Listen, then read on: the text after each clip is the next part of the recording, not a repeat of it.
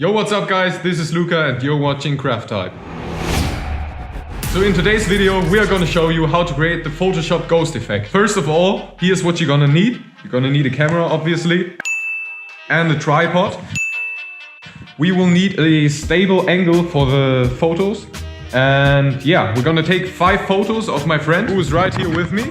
And let's get started. Okay, so first of all, we're gonna have an empty frame. Set our exposure and set the focus on the wall.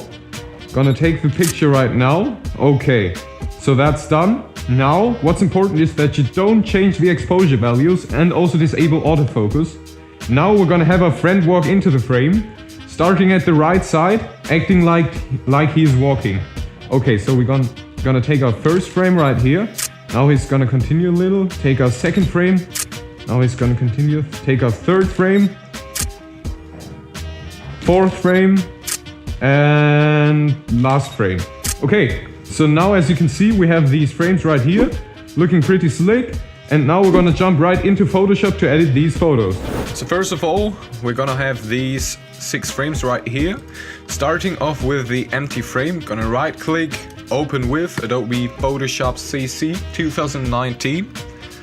Just waiting for it to open, and once it's opened we can go ahead and remove this lock here, converting it to a normal layer, and also pulling every single frame here right into Photoshop. So gonna do that real quick right here.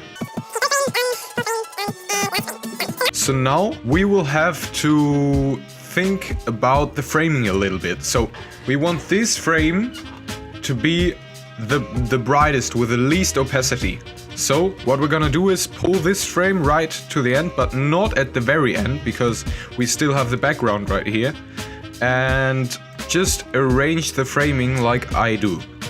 So our first picture will be this one, and yeah, it's pretty simple. We're just setting the opacity down to, like, let's start at 9%, and right here we're gonna go with 11 maybe.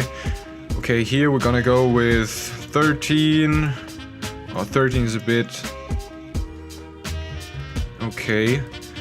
Gonna continue with 28, and the last frame's gonna have an opacity of 100. And that simply is the ghosting effect that we wanted to create.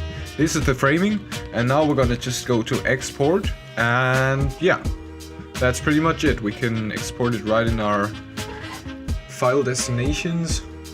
Just gonna name this rendered. Waiting for it to export, and that's pretty much it.